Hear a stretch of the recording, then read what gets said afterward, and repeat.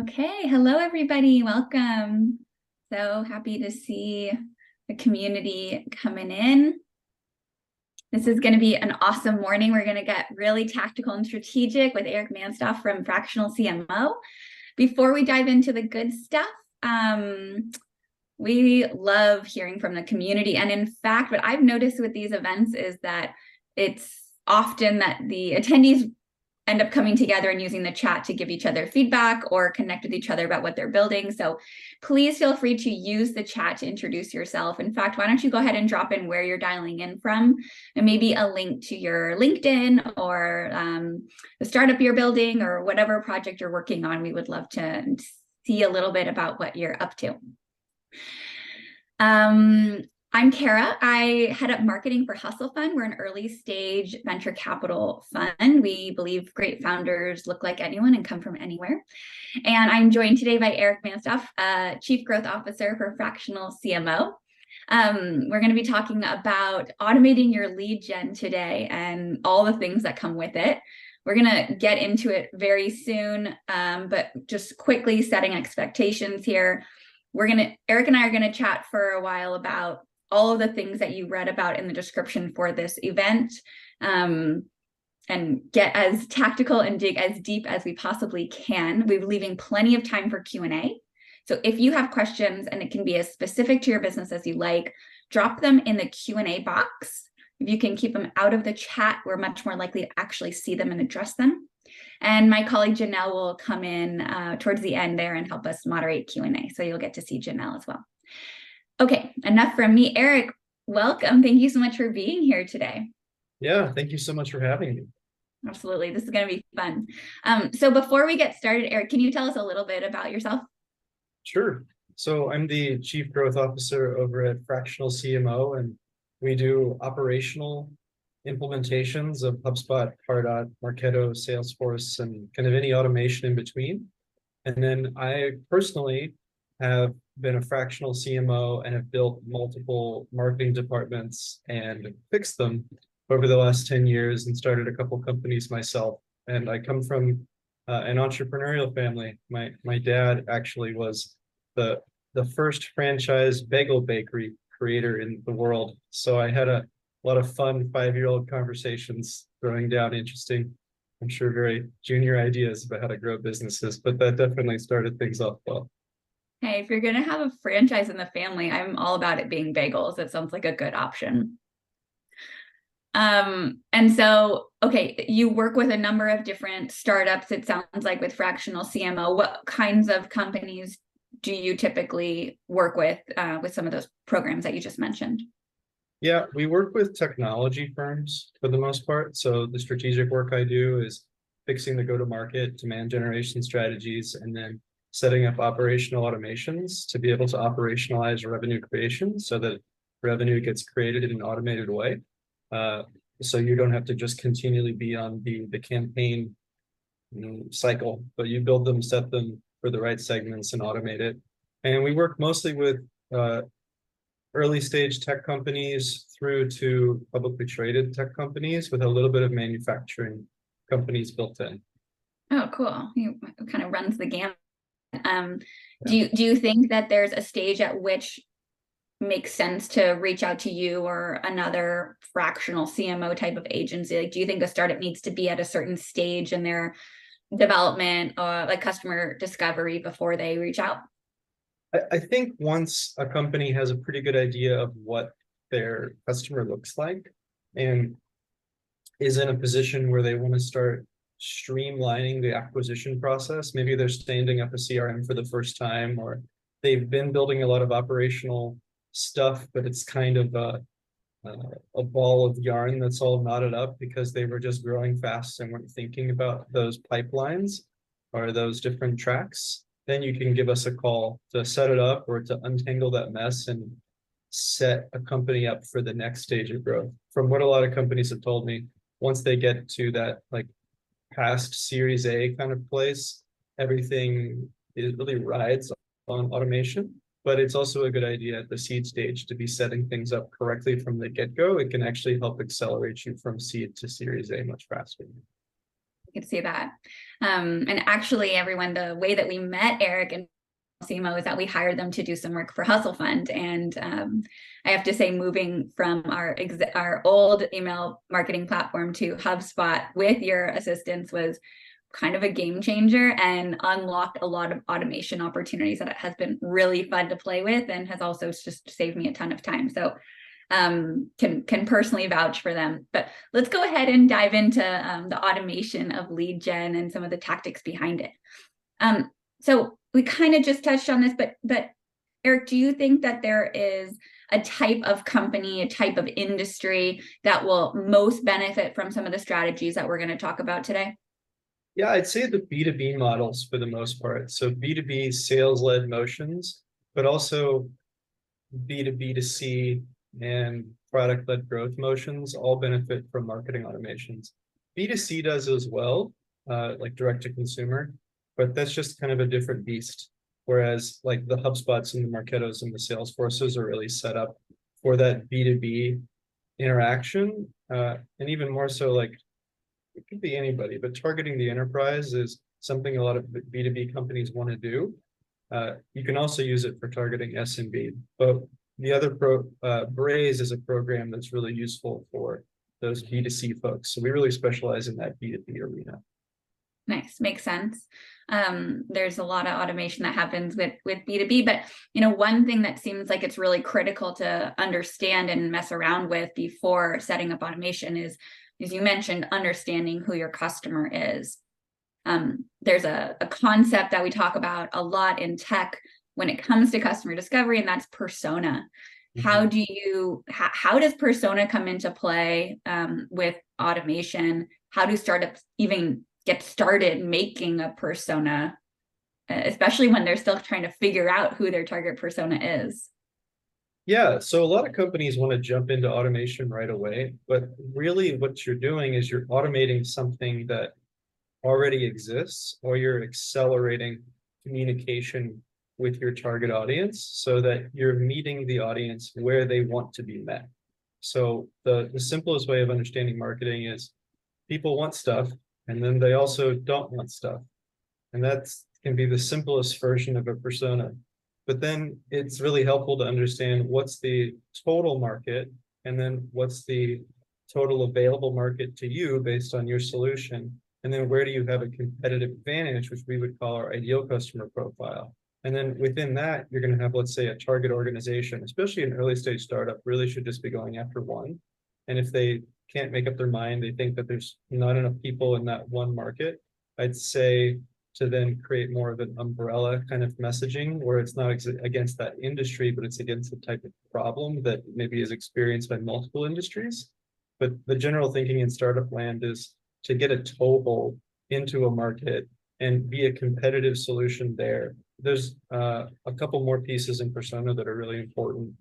There's understanding the buying committee, and that all the people inside the buying committee might have different motivations. They might want different stuff and not want different stuff, and they might not all be the same. So the financial buyer, like the CFO and the CMO, if you're selling into marketing, may have completely conflicting objectives, and marketing to them individually correctly can be really important so that those two people are bought in, but they're bought in under completely different messaging because they want totally different stuff. And you may have like a toehold and an influencer. Toehold being like, it could be the secretary to the CEO, somebody who's a lot easier to talk to than the CEO. And like the influencer could be the person who actually uses the solution. Let's say it was an individual salesperson or an individual engineer. So the engineer is going to be pitching internally. The toehold person might have been able to get you the introduction over to them. Looks like there's a hand raise. Janelle, is there a question we should answer? Okay, we're going to keep going then. Yeah, and then just another component of this to round out the idea is you've got the buying committee, you got the ideal customer profile, which is like the company itself, and then the individual person you're going to be creating a solution for inside that company. And then there's the buying committee who's going to support the purchase decision. And then outside of that, you also want to rank those individual people's problems by like, they have a problem, they know they have a problem, they're actively trying to find a solution for the problem. they have budget and timeline and are ready to switch. So once you have all that information, you can then start thinking through in a theoretical way, what is the exact process that person is going to go through to build a relationship with you as a company, and then you create a content calendar against that. And this all leads to the automation. You need to really know all this stuff before you can start automating that customer journey. And then once you really know it really well, then you can start to create pretty amazing advanced demand generation programs that interact with the consumer as much as in a similar way that you'd be interacting with them in the real world. So it feels like a call and response, really pulling them towards you versus just, here's a lead list, let's go crush it with cold calls. You maybe convert 4% of the list and everybody else never wants to talk to you again. So automating the nurture process properly can really accelerate revenue in the long run. Like from seed to Series A, it might take 2 years. Well, you don't want to burn down the house just because you're trying to get to the next stage. Then you get to the next stage, and then what are you going to do? So thinking about it holistically from that persona angle, and then automatically nurturing people correctly can really facilitate a company's growth. It's interesting. So it sounds like persona is like the foundation of all of the automation process that's going to happen, that's going to come later. And so when you work with a client who has a number of different personas that they might be working with or marketing to, do you have them create like fake personas for each of those types of people? Yeah, it's really important to do so. And then to segment your database against those different personas. So one message isn't going to perform perfectly for all the different subset of personas. So tailoring your messaging correctly to those individual groups is really important. And then there's a thing that, just because I'm here, I like to pitch this to the startup world. You need to go validate your personas. Don't just have internal conversations and think this is the correct thing and then go spend $50,000 against it. Like you want to go test out the car before you drive it. You don't just buy it online. Like, so you need to go have actual conversations with these people whom you think are the personas and validate your hypotheses. That way you don't mess up by accident and waste your investors' cash. If you do this, it's sort of like you validate all these assumptions, and then those validations become like the perfect messaging. And you can even start asking them questions about how they purchased their most recent thing that was similar to yours and what was the journey. And then that can be the foundation for your marketing automation. It sounds like what you're suggesting also is different funnel for different personas, right? Am I getting that right? Yeah. Okay. And by funnel, we're talking about marketing funnels, not necessarily sales funnels. So can you, just for all the newbies, including myself, can you just like very quickly tell me what a funnel is? Yeah. So a funnel is, so you're all in a funnel right now, audience. So there was a message that went out. You clicked on something, you signed up for a webinar, you put it on your calendar. Each one of those little steps is a step in the funnel. It's the step in the buying process to get, or the relationship process to get to a specific goal. There might have been like 6 or 7 steps in this little funnel. Each one of those has their own individual conversion rates. And if you, let's say we run hundreds of webinars, we can see the conversion rates at every single one of those areas. And then we can come up with additional hypotheses to understand why a specific area, a specific stage is not converting correctly. And then you can even dive into the segment to understand which of these personas is converting and which ones of them are not. Oh, there's really only just one that's dragging our GPA down.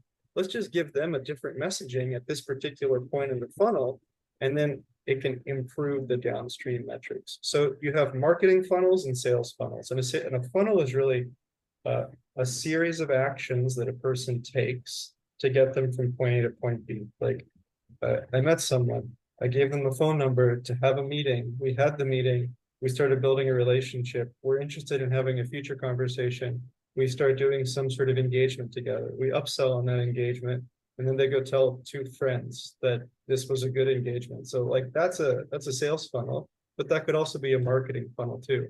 Like you clicked on an ad, you clicked on a posted webinar, you liked it, you went and downloaded Slack, and then from Slack you went and told 4 of your friends, and then they onboarded those people. So that's a funnel as well. Anything can really be a funnel. It's not that like ClickFunnels concept with crazy landing page stuff like that exists, but it's better to just think of it as what is the pathway of this interaction, and then segment it up by the different stages, and then spin it and see which of the try and have a different view of the different types of people going through it. And then over time, you start separating those people into their own micro funnels through automated segmentation, and you deliver the right message at those right inflection points, and then everybody converts so much better. Mm-hmm. Okay, so much to break down here. I want to talk about how to think about creating a funnel for different personas. So let's say your product is designed for it's a marketing enablement tool. And so you're probably selling to a CMO, but maybe you also have to get buy-in from the CFO.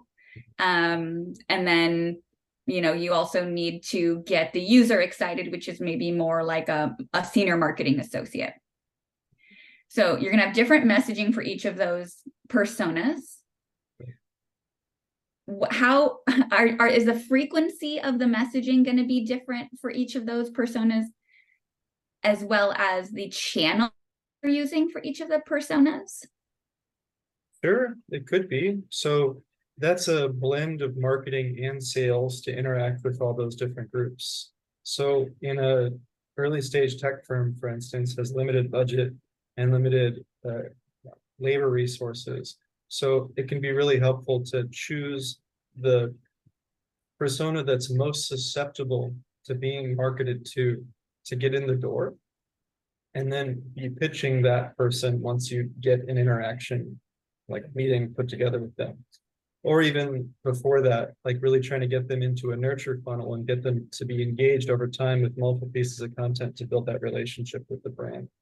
And then that person can go influence the rest of the community.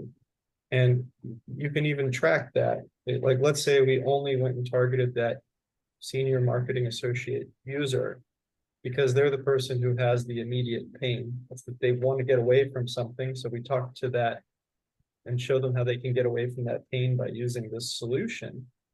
And then you start the penetration into the account, the company, from that Normandy beach into the country. And then from there, you break in further. And then once you're inside the company, you may then start marketing to some of the other personas, but you're not going to waste your money until you have that inside person. That's one strategy that I've employed. And sometimes you'll want to market to them all, not knowing which one of them is going to start the engagement. But like maybe the CFO just like couldn't care less about the user's experience. Really, they're just caring about what is the ROI on the investment. So they're not the one you want to talk to just yet, unless you're trying to outcompete something that's really expensive and you can help them save a lot of money. So that could even be the toehold into the company. You can even rank the needs state and pain of all the different personas. It might not be the user whom you start with. It could be the CEO who just says, I want to load down this completely new program on the company that's going to help my management goals. And the user goes like, yeah, okay, sure, whatever. So it's kind of thinking about who is going to have a problem that they're aware of, that they're open and willing to make a change from. So depending on the company and the solution they're selling, it could be any of those. Yep. And so thinking about the messaging and getting that right for each of those personas as it relates to the pain that they're experiencing, right? Because I think we can all agree that when someone has a problem, that's when they're most likely to go look for a solution. How do you test messaging for various personas to make sure that you're getting it right, especially if you're doing a paid media strategy, ads? You don't want to blow your whole ad budget on testing the messaging right before you see conversion. So is there a way to kind of skip to sort of get the messaging right and then go hard with your ad budget? Yeah, so that's the right next question. So the next piece you want to do once you have these assumptions, and they are all assumptions, everybody. Nobody knows anything. I've had the most amazing assumptions and they're completely proved wrong. Like on the whiteboard, it made total sense. Like against 5 other people, and we were trying really hard to break each other's arguments on purpose in a friendly way. And you go and test it in the market, and it all falls flat because there was a variable you weren't aware of. And it's that's so it's like betting. So if you go bet on a stock, if you're a hedge fund trader and you've got 10 stocks you could go put $100 million on, you're going to want to try and make it less of a guess, and you're going to want to make it a for sure knowing, or as close to a for sure knowing as you can, so you can get a return on investment. So you're spending money in your 401k, and you want to make sure that you're going to get the right return so you can retire on time. So treat investors' money with the same level of caution. So you take very small bets. Let's say you've got 5 different personas and a couple different messages that you think are going to work with each one of those personas. 5 and then 2. So that's 10 different messaging. So 2 per each segment. So you'll target the different segments and then test those different messaging. I actually like to do 5. So you'll have 5 different messages, and you can even structure them differently based on different things you know about the persona. It could be any one of these 5 things, and then see which one of those gets the highest click-through rate. Okay, this message really worked. This one didn't really. Okay, well, let's now spin up 5 more messages and see if we take variations of the one that succeeded for the CFO, which ones additionally are going to work further.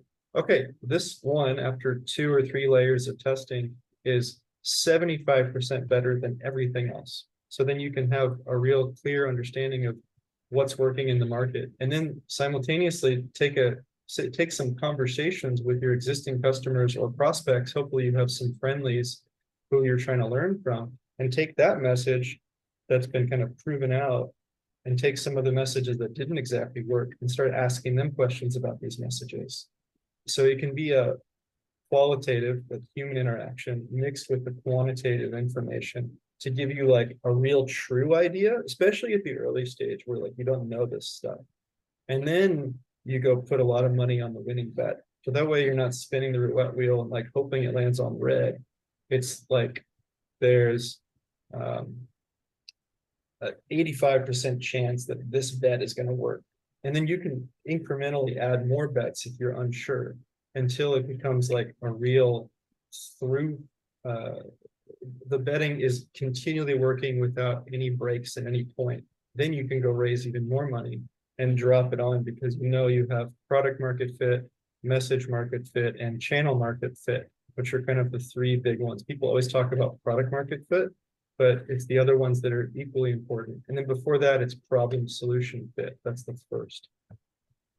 Well, let's say those again. So problem solution fit, number 1. Yes. Product market fit.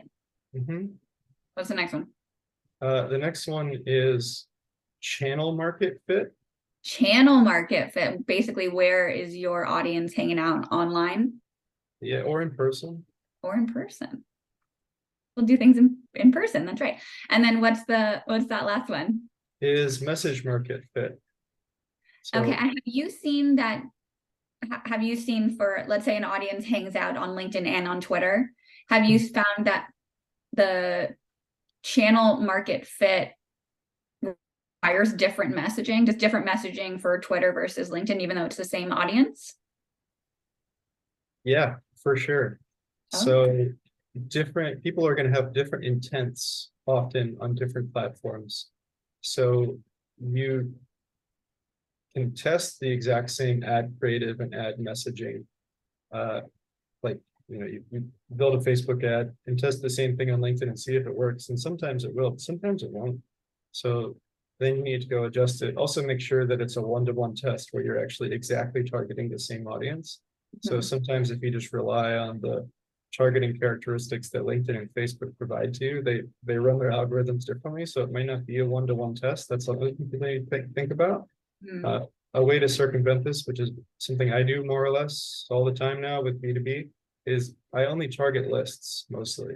So I'll download on Zoom Info or something, like all the names of the target audience I'm going after. And then I only target those people inside the ad platforms, because I know these are the only people who are going to buy my enterprise HR solution. So if you're doing that, then you have the exact audiences that you're testing, and then you can see which platform with that exact message works. Let's say it worked really well on LinkedIn, but you wanted to expand to Facebook so you can get more ad inventory, more placements. Well, then you might need to go back and do that same testing and maybe think through what is the person's goal being on Facebook, being on LinkedIn. People sometimes say like LinkedIn is a B2B platform. And it's like, yeah, but people aren't going there asking to be sold. They're going there to learn something or to connect with someone. That's their mission. And then on Facebook or Instagram or Twitter, it might be a different mission. So like they could be there to like waste time. They could be there to have fun. They could be there to get news. So then you can frame your messaging in those goal orientations and increase the conversion rate over there. Interesting. Have you found success with some of like lead magnets versus just messaging, instead of just saying like, hey, click on this and come check out our website? Have you found success with a certain channel being more susceptible to here's a listicle, or here's a quiz, or something that will engage them, as opposed to just like learn more? I think learn more is one that can be tried early on in the testing cycle, but unless it's a hair on fire problem, you might not have the greatest success, because it's not something people are actively trying to fix. So if you send the messaging that's like oriented around a product, fix your analytics for these things. I mean, in their head, they're like, my analytics are fine, I don't care. But if you were to build a relationship with them, you might have more permission to talk about those analytics and maybe surface a problem for them that's really there, but they need a little bit more pushing. So in that case, you would use call to actions and content that's higher up on the funnel, more for like brand building, that is helping them with something in their daily lives. And that could also be entertainment. Entertainment could be something that's helpful to them. You could have a whole LinkedIn thing just on like memes and GIFs and things like that, that get their attention, make them smile when they see your logo. And then you can see the people who are engaging and then set up retargeting campaigns. This is a funnel to then send them more mid-funnel content that's talking about their problem. And then everybody who clicks, not about your solution, but really engaging with a new way to think about problem, then that they could have a call to action on that document itself that then links to that learn more thing. So by understanding your persona, you can then create a funnel that's appropriate for that individual, and you'll have all the metrics, so you can then test it to make sure it works. Oh, I love that. Janelle, we should be using GIFs and memes all the time if we're not already. Also, hi, Janelle. Do we have a question? Hi. Yeah, I thought I would jump in because there's a lot of good questions coming in, and I wanted to ask this one before we get away from funnels. Could you just at a high level describe the difference between a marketing funnel and a sales funnel? And now I think we have to add entertainment funnel to that list. I think you definitely should do entertainment funnels. There's some great programs. I'll put a plug for Expandy. It's a really amazing program that can do automated nurture on LinkedIn itself. So as you build engagement with your fun gifts, because people really just want to go to LinkedIn because they don't want to be doing their work in the middle of the day. You know, you're giving them what they want, and then you retarget all those people who've smiled at your logo with some of that downstream content. And then you can do other advanced stuff where you retarget. I'll explain the funnel thing in a second. This is kind of a funnel. So, and this is the automation stuff I think everybody came here for. It's like you're feeding them. This is like a wild advanced funnel, but you'll get it really quick. It's like you're sending them amazing gifts about how difficult the life of a CFO at a marketing heavy company is, and they get to really bond with that message. Then you retarget them through LinkedIn advertising and email only after they've engaged in that top tier. And you could be sending them messages across all those other channels to get them to engage further. And you're tracking all of this inside your marketing CRM like HubSpot and with like Expandy as an add-on. And as those people continue to engage deeper in the funnel, the conversion rates are going to start going up dramatically. And at that point, you can start engaging them with other things exactly based on their activities. So you could then send out in an automated way physical gifts to their office and have a notification sent to your sales rep when that gift lands at their office. And you could call them and say, hey, did you get my gift? And then you start the sales funnel, but you're not cold calling them and just destroying your relationship with them. It's only after you've built up this huge relationship and you're tackling the people who've showed enough signal. And no one sends a gift, like, I don't know anybody who does this, who sends a gift after that whole relationship construction. And then you're on to the sales funnel. And the sales funnel is like, have a conversation, book a meeting, engage in a selling conversation, close a pilot or close the deal. And then after the deal is closed, have an upsell, renewal, or referral. That's the traditional thing. And all that can also be automated and should. And you should have dashboards that are showing the effectiveness per persona through each one of those marketing funnels and sales funnels and seeing which of the groups are working and which ones are failing. And then proactively, this is like the job, is continually going through the data to find the diamonds and the tigers and the averages. So you've got there, if you have a conversion rate from marketing to first meeting of like 6%, well, it could be that one of your segments is converting at 90%, but then there's another one that's converting at 0.02%, and that's dragging the average down. That's the tiger in the data. So you want to segment that away, do it, and then test that group up and get them to perform. And then you got your core audience all of a sudden is at 90%, and those are your diamonds. So thinking of it like this, it's a very different way to market than like, these leads are bad. It's like, well, which ones and at which point did they get bad? And then why are they bad? Versus just like sales saying bad leads. It's a very different orientation. So, okay, I want to dig into tigers and diamonds. I love that so much, by the way.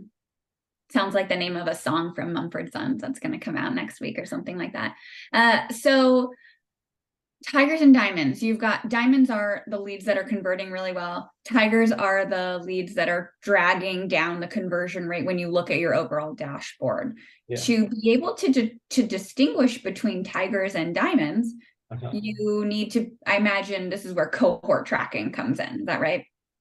Definitely. So let's say we ran some Google ads to this company we want to sell marketing technology to. And we've got our 5 personas that we're targeting. And we led with just a single message. But we sent the message to a list. So we know exactly who we're sending ads to. And we see that 4 of the personas within the company are doing okay. The 5th is doing abysmal. And the 6th is doing incredible. So you got a really incredible one, that's your diamond. And then you've got a really abysmal one, that's your tiger. So if the CEO says, how are our ads doing? And you just report the average, like, oh, our conversion rate's like 7%, but you don't dig further, you're missing a complete story of, well, if we were to just get rid of these tigers, our conversion rate, even with our kind of middling groups and the one incredible group, is going to be far higher. You could have a 20% conversion. So maybe just make a strategic choice not to be going after that tiger. And then all of a sudden your ads, to report that number differently, our ads are doing amazing, 20%, far above benchmark. So that you can, the only way to do that is if you have good tracking and good attribution and good reporting throughout the system. That's another way that like an operations firm like mine will set all that up so that you can actually know what's working and what's not, and not just have these more simplistic views of, it's almost like, you know, daytime news. Is it a good thing? Is it a bad thing? It's like more nuanced than that. Sure, that makes sense. Okay, so every time you say something, I have like 4 things I want to dig deeper into, and I've got to pick something here. So I want to talk about attribution because you mentioned that that's a really important thing. But before we get to attribution, just let's wrap up the cohort a little bit more. What kinds of things would determine cohort? Is it when they signed up for your email, or is it the type of industry they're in, or is it the role that they have? How do you determine that? So yes, so what you just said are the right ways of thinking about it. But then as your company gets more advanced, like all sorts of stuff is a cohort. Like cohort is really just segmenting a group of people who have similar characteristics. Like at an early stage company, it's going to be this stuff. But then let's say you're Facebook. It could be everybody who clicked on that button and they've got 2 billion users or whatever it is. So like, okay, there's 100 million people who clicked on that button, but there's only 20 million people who clicked on this button. Now we got to go figure out who these people are. So let's try and understand what are the cohort characteristics. So it might be these like customer persona level stuff, but it could be like, maybe you don't know what they're, maybe it doesn't track that easily across. It could be people who've been online more than 5 times in the last month, click on this button, and under 5 times, click on this button. And then you could go do further data research to try and figure out additional things about them. Like, oh, these ones have blue in their profile, and these ones have yellow, and these ones have orange. I have no idea why that's the case, but it is, and it's pretty consistent. So I'm giving you a very academic answer here. Like, so in a early stage company, it's probably going to be you're talking to the right person or the wrong person, or it's the right person, but you're saying the wrong thing. So you need to isolate those different variables in a really important way, like in a very critical way. So you can't just say like, well, it's never going to work for CFOs. It's like, how much did you test? Maybe you've just been saying the wrong stuff a lot. Because like you did your early research talking to these people and you've closed some deals with them already. Maybe you need to go back out and have additional conversations to see why that ad didn't work. Maybe you're just plying these people with Facebook, I mean, not Facebook, with Starbucks gift cards so that you can keep asking them questions. That's a great technique. Just like set aside $500 a quarter to give to your top 10 people who are going to keep feeding you information so that, let's say you're 6 months into your company and you should be aggressively testing this stuff to try and figure it out. Well, you've got your focus group. So it's not just you and your co-founder on the whiteboard, like scribbling stuff and making guesses and then spending money to try and figure it out. It's you with your co-founder scribbling things. It's doing the testing out in the market, doing the data analysis to try and make sense of it and see if it was a message, was it the person, was it the channel, are we solving the right problem? Is the product feature messed up? Which one of those variables is it? And then go talk to the people and say like, I think it was this. I think I have a messed up feature and I'm not talking about it right. How does this work for you? And they like scrunch up their nose and you're like, well, thanks for scrunching up your nose. So then now what do we do? No scrunches, very helpful. Yeah. Hard to quantify, but very helpful. Okay, one more question, which is when I talk to startups who are looking to increase conversion on their lead gen, one of the things that I recommend is to reduce friction by asking for as little information as possible. And so often that means email address and first name, and like that's it, and get that information later. Is there a way to automate everything you talked about? I feel like you do eventually need more information in order to be able to create these cohorts in a way that's helpful for your business. Is there a way to automate that process, the getting more information about your leads? Great question. So let's say, first, I agree with you. Having reduced friction is really important. But then later, once you have a funnel, so there's different things you need to get. First, you need to get enough people interested in the first place. That's top of funnel. And then once you have too many conversions to deal with, which a lot of companies eventually have, then you actually want to add more friction so that the limited salespeople hours is utilized on people who are most likely to convert. And then the other people, you go nurture them. So you could have a series of forms. Like there's different stages. Like let's say you're Monday.com and you're just absolutely flooded with leads. Well, I actually know this. Their first one is just email only.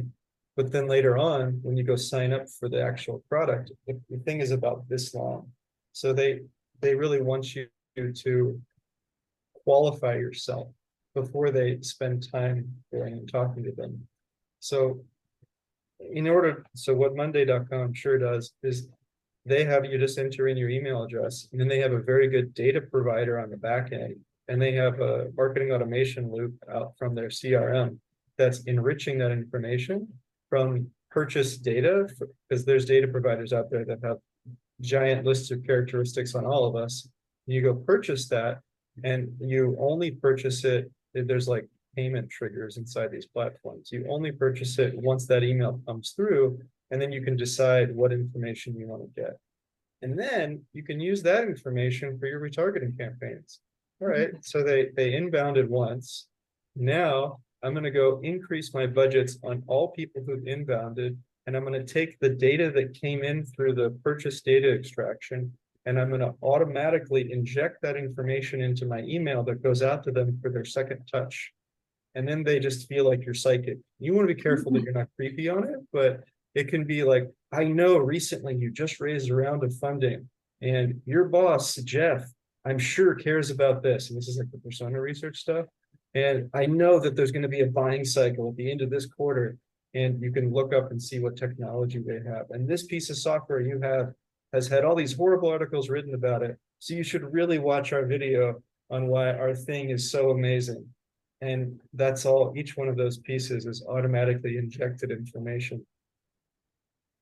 Cool. Cool and creepy. Cool. I guess the only the risk there, I had someone cold email me recently. It was really a good cold email. It was very personalized, but they got the data wrong about what tool we were using. And it was kind of a turnoff. I did reply. I was like, hey, thanks, we're not using that tool anymore. But there is a risk there. So I guess that's just a risk you have to take when you're using the automation. Yeah, you should think through the problem. Also, like, that'll happen. Like, you're going to get issues that come up, but then as those issues come up, then you go solve those issues. Yeah. So, or you get a different data provider. Yeah, different data provider. Okay, we had promised to allocate plenty of time for Q&A. I see we have a ton in there. Janelle, do you want to? Yes, hello, hi. Hello. Yes, lots of really good questions. So I'll try to get through these in a logical order. Since you were just talking about automation and talking about when is a good time, both in the stage of the cycle of nurturing those leads, and also you mentioned the different stages of the company. Can you talk about can you give a couple of examples of automation and automation tools at early stage companies, and then as your company grows? Yeah. So in early stage company, you're trying to validate those different fits, your problem solution, product market, message market, channel market. And you're trying to collect as much information as you can, just as much as collecting revenue. And revenue for an early stage company, in a lot of ways, it is money, but it's more of a validation of those things. So like when I said this stuff, they gave us money. Oh, great, money's cool. But what's even cooler is I have something that is repeatable. They respond to this message. So when you're doing all the testing like we described to get to those fits, which is one of the most important things when you're going from seed to Series A and then Series A to Series B, is proving to the investors that you have a machine that can be repeatable, is doing consistent data collection about your audience through dashboards, and what things do they interact with and what things did they not interact with. So that's the first thing. So you have a form that's hooked up. The form should be as minimal as possible as described. That form then could ping a data provider.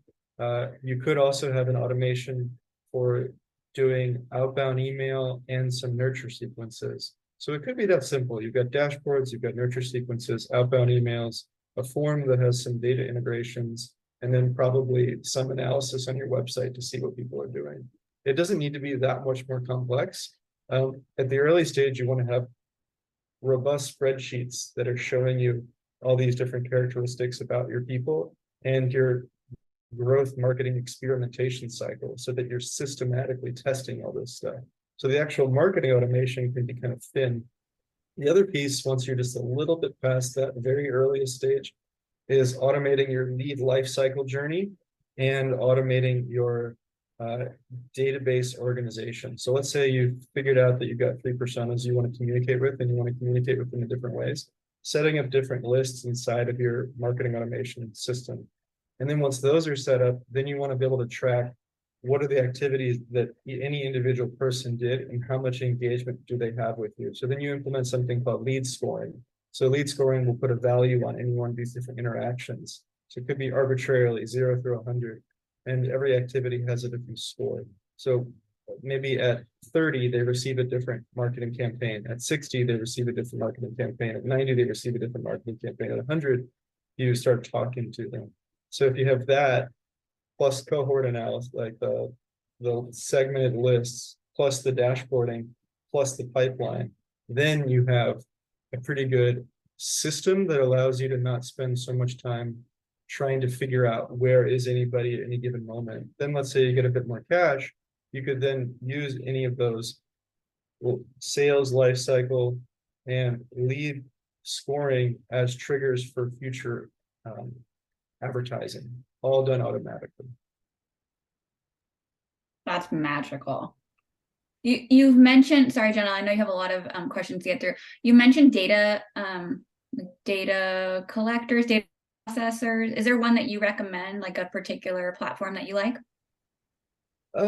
So Zoom Info is pretty standard. I think Clearbit is becoming a really great player in the space. I think those are really good. There's also HubSpot is one that is really easy to use for all this automation stuff. And I would consider lead forensics as well, because then you can, this is another automation, you can de-anonymize the people on your website, and it's really inexpensive. So it has a big database that matches people's IP addresses, I believe. And then it will actually send you a list of all the people who've been to your website, whereas previously it was all anonymous. So then you can use that and load those people into campaigns, because previously they would have just been there and then gone, and you wouldn't know what to do with them except for maybe retargeting them based on IP address. But now it's like, I'm going to go send them a cup of coffee to their audience because this was my tier A list audience and they just showed up. What was that last one called? Something forensics? Lead forensics. Lead forensics. Cool. Thank you. That was super helpful. All right, Janelle, floor's yours. Okay, thanks. Okay, so how about this one?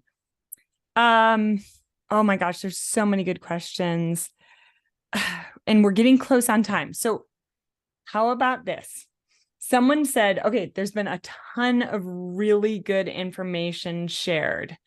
When this webinar is over, if you're an early stage founder, what should be the first thing you do? It depends what's going on in your company. So you may have some of this stuff figured out, maybe you don't.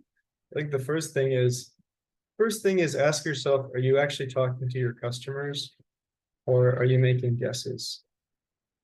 And then there's a book called Talking to Humans. If you don't know how to do proper customer development interview questions, I'll give you the shorthand. Anything you think you know that hasn't been validated, it's an assumption, it's not a fact. It's a theory about the world. So write it as a statement and then convert it into an open-ended question. It's like how and what questions. So like, yeah, that's pretty much it. How, what, maybe where. So like when someone said, when you think they like light blue, instead of saying, is light blue your favorite color? And you're like, yeah, I guess, sure.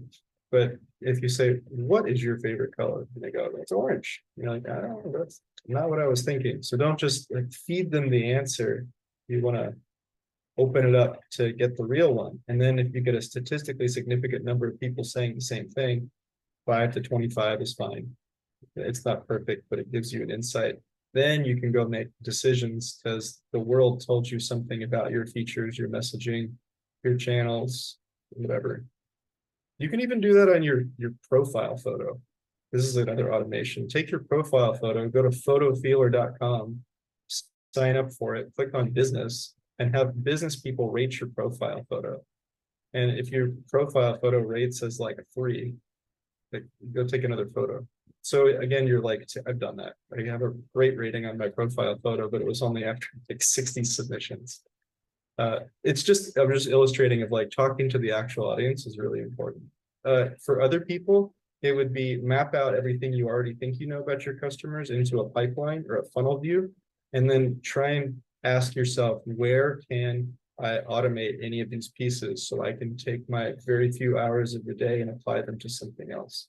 And that comes through analysis. Okay, awesome.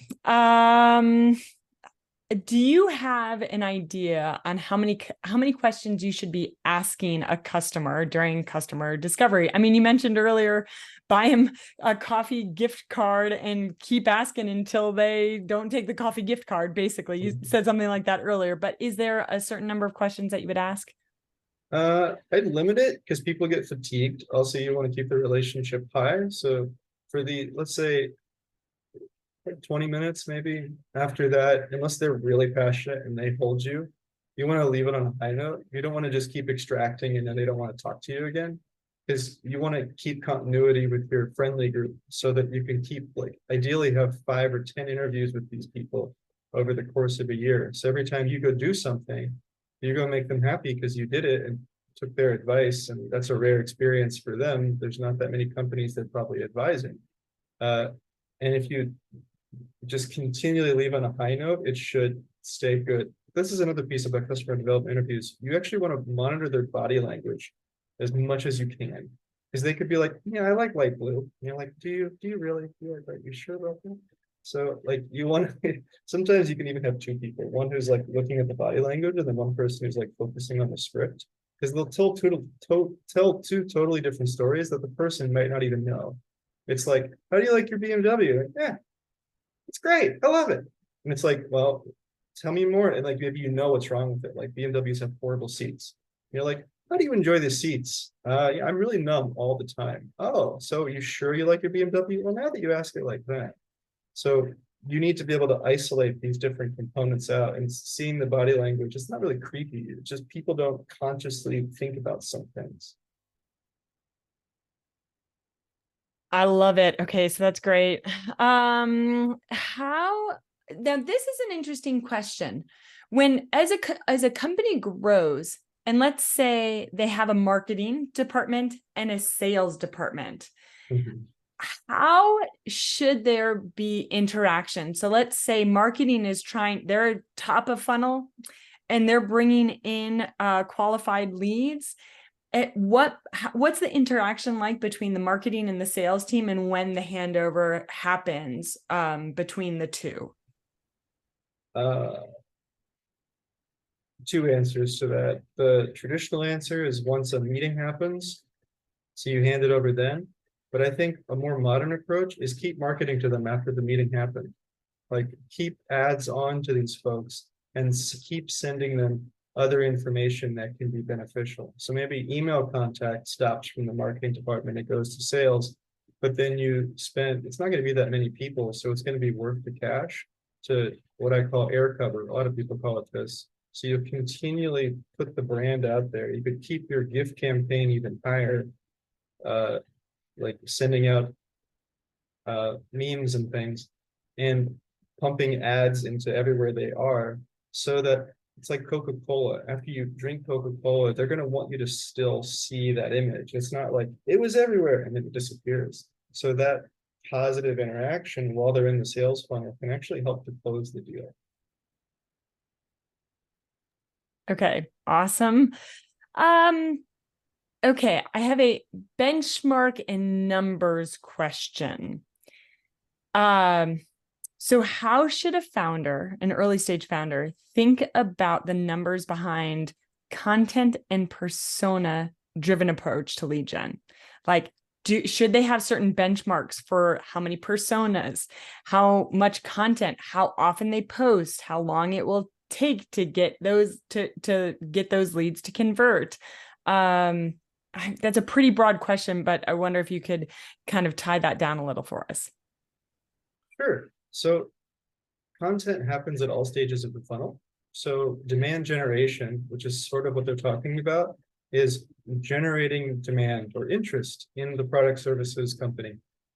So going back to that thing I described earlier, you want to be targeting the people, and especially as an early stage company, who are hair on fire, have these problems. And if you don't, stop building features.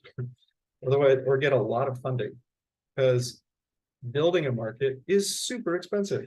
But as an early company who doesn't have a lot of cash, I'd rather be targeting those 3% of people who are clamoring for a solution to the horrible thing they're experiencing than like, hey, this is a problem. I know you should go think about this problem. It's like, yeah, but I don't want to. And then like, you only have so much time and money. So just ignore those folks. That's the first answer, which isn't what you were looking for. But then if you're only targeting those people who have a hair on fire issue, you'll have a much shorter funnel that'll convert much quicker, and you'll have better negotiation leverage once the sale is actually made, because they want the thing more than they want their money. And they're going to give you more money to make the pain go away. So first, you're going to be posting on LinkedIn probably, and some of the blog platforms to get your message out there, and doing webinars and partnerships and those kinds of things. And for that, you just want to keep putting out content and seeing what works. And it's like an iterative process. You can also look at competitors to see what they do.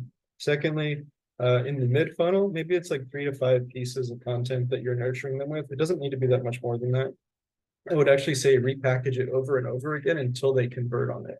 So like maybe they didn't download your ebook. The ebook isn't bad. They haven't even seen the ebook. I've heard people say this. They're like, oh, no one wanted this ebook. Like, no one liked your email that was promoting the ebook. Write a different email, pitch the ebook again. They have no idea what's in the ebook. And then you can see how many people clicked on the big CTA inside the ebook. That'll tell you if they like the ebook or not. So then at the bottom of the funnel, you're going to need pieces of content that support the sales process. Kara, do we have time for one more? We have time for one more quick one, and then we got to wrap up. Okay. Okay, can you quickly describe the differences between funnel construction for something that's priced really high and something that's priced low? Depends on how much they want it. But if they want it really bad, it could be a really short funnel. If they don't want it really bad, even a cheap thing might be difficult to sell. So, but in general, if the cheap thing is something they want and the expensive thing is something they want, probably it's going to take longer to sell a $40,000 piece of software than it is to sell a $9 piece of software. So you may only need to nurture people a little bit. Maybe they'll even purchase on the first experience and you don't need to keep nurturing them. Like the nurture is for people who have to build a relationship to want to spend that 40 grand. Hopefully the marketing funnel is really short because you're targeting the right groups. It's full of diamonds and there's no tigers. And then it's more of a sales procurement issue. Like that would be an ideal state where you're just stuck in legal and procurement because all the sales and marketing went super easy and you're just, finalizing the deal. That's a dream scenario. It's a good problem to have, I imagine. Okay, thank you for being so succinct, Eric, and letting us end on time. We want to be respectful of your time and of the hundreds of people who signed up for this webinar. So thank you, Eric, so much for all of your insights and just like unloading your brain into this webinar. Very grateful. Well, great. Thanks so much for having me and asking such great questions. And I'd love to answer everybody's questions. Just send me a direct message. Amazing. So actually on that note, you guys, I put Eric's LinkedIn in the chat. So he was serious about that. You can actually DM him. And Eric, if anyone saw this, is looking for help with unraveling their ball of yarn or getting some of this stuff set up as they prep for their Series A and beyond, what's the best way for them to touch with the Fractional CMO team and get started? Yeah, send a connection. Go to the website and just fill in the contact us form. You'll end up talking to me probably, and I'll assess all your issues and give you a custom solution. And then if you're interested in more like coaching or fractional CMO work, you can just go to my LinkedIn profile itself. I have an email address right there. You can just email me directly, and then we can set that kind of conversation up. I do usually 3 to 5 fractional CMO or advisory gigs at any given time, and I have a couple slots open if anybody wants me to help figure out the funnel. Cool. Wow. That sounds like an amazing opportunity. Eric, thank you again so much. And everyone, thank you for being here. Janelle, thank you for the Q&A. We will share out this recording in the next day or so. So keep an eye on your inbox and have a great day. Bye, everybody.